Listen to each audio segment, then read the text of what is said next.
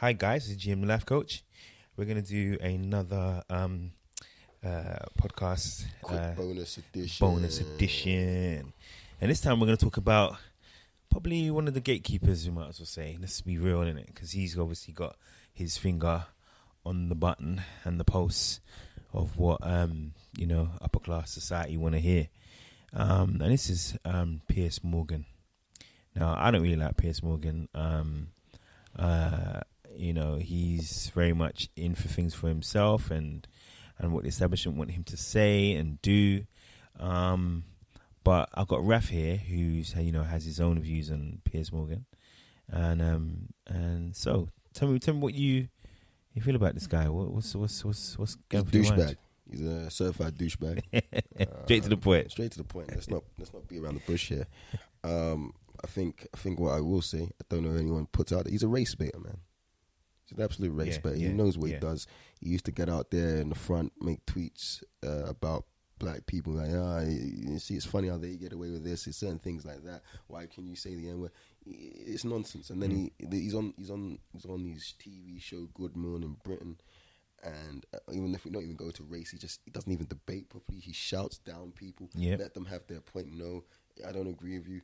He's had a couple black women on recently debating this Meghan Markle issue about the, institutional racism that runs through this country. And he's like, well, how can you say Great Britain's a racist country? We're one of the most tolerant countries in Europe when it comes to race. The key word there, tolerance. You shouldn't tolerate race, really. I mean, you shouldn't need to tolerate it. You should be perfectly fine with it. But it's just him. I don't like him. I don't like his agendas.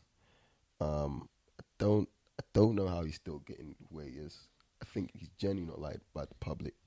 Well, I say that, but when we do these votes, like the general election, it turns out your opinion may not be the general public. So I don't know. Maybe the public like him. That's maybe why he has his job at Good Morning Britain. But I don't like him as a person, and I think him being such a focal voice, even if it's not the number one show in morning TV, but having such a vocal voice in morning TV and being such a despicable person, it doesn't really help us as a society, and his views are terrible. So, I personally, I just feel like he's just scum. He's scum. Yeah. I feel like when he's on TV, like you said, he don't give no one else a chance to speak. If you got a point, I don't. That's another thing. When they do these racism debate shows, they always give it like 15 minutes or even 10 minutes or even 5 minutes. What can you even debate in 5 minutes? Because when you get to the crux of it, you have to talk about where institutional racism comes from. You have to go way back to the history of, where, how it comes, how do people get prejudiced, how do people even, view people in certain ways. And you never actually let people get to that part in 5 minutes. Never. I had you had Raheem Sterling, and they were talking about a big racism thing on Sky Sports, and they were talking about he basically fueled the whole cast, the whole program, had a racism in sports program, what they could do to make it better, and so forth and so forth. People were debating how racist the media is, and what more social media could do to help the sports people. That's getting all the vitriol, all the the negative press. Yeah. And Raheem Sterling has been targeted, among other people as well. But Raheem Sterling has been targeted for him buying a house for his mum. He's got targeted for wearing certain shoes, having a certain tattoo, him scoring goals, him not scoring goals. He's just got targeted like every single moment. So my thing is, Piers Morgan is that person that would say, yes, it's right to be, cursing him down and right to be, doing something. Holding himself out to a higher standard. Because he's got such a prominent position in society. You've got to really put him out there. I mean, it's just, look, I've done a bit of research here, Gavin. I wanted to go for these are some of these highlights of why Piers Morgan is Just that guy. Yeah. All right, so we'll go February 2014. Piers Morgan misgenders Janet Mock and then makes it about him when she calls him out about it. So on that occasion, Piers Morgan misgendered someone who's a transgender person. Whoa. Okay, and then he makes it about himself having made the mistake. Mm-hmm. Dude, you made a mistake. Admit it. Yeah. Don't be a douchebag. But he was a douchebag. He continues. He doesn't want to be wrong. Yeah. Because he's that kind of arsehole. So we move on now.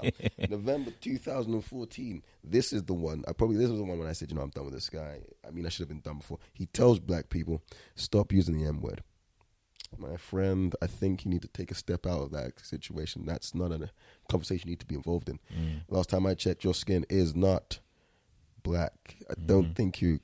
I mean, we can debate this, and we can make that a debate for another show. Yeah, definitely. I will do. But you, Mr. Morgan, you can't say that. You're an idiot. Next time, also great one here. Just to follow that one up, July 2015. Piers Morgan says, as the Black Lives Matter movement is taking, hold and marching forward, he declares himself an All Lives Matters person. No one cares, dude. No one cares what you are. Yeah. Keep that to yourself. Yeah. Okay. The fact that you think All Lives Matters is more prominent than Black Lives Matter, you've completely missed the point. Yeah, totally missed the point. Totally missed the point. And that's why you are a loser. Okay.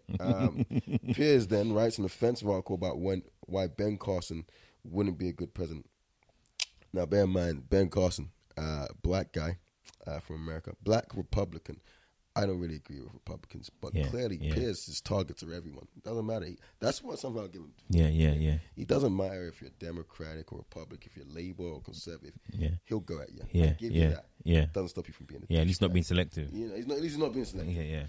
But he's a douche. He's a complete douche. Another one, 2016, he slut-shamed Susan Sarandon for daring to show some cleavage. Come on, Piers.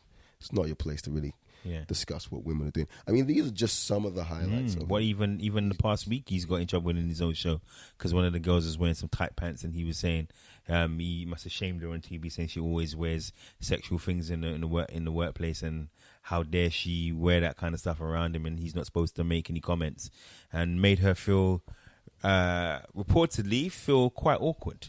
Again, then afterwards, she had to kind of say, "Oh, it's nothing," and it's just Piers being Piers, and that kind of thing, and kind of play it down. Yeah, you can't play it down, dude. I thought the Me Too movement has the Me Too movement not stepped in on that? Yeah, because that's not right. Yeah, you can't be doing that. Piers, old guy, looking at a young girl, saying, "Oh, look at that, shine your derriere. You're showing too much." Yeah. How am I supposed to behave myself? Yes. You sound like a perv there, Piers. Basically. That's the reason why it was so awkward. Yeah, I mean, I don't even want to give him so much time on your platform, mate. So we can round this up, but just basically to be in and he's a douche. Yeah, he's a douchebag. Yeah. And if you want to listen to a part about him being a douchebag, listen to this one because we are 10 years of he's a douche. Yeah, douchebag. He's a douchebag. Certified. So we agreed. He's a certified douchebag. Mm-hmm. All right. So guys, you listening?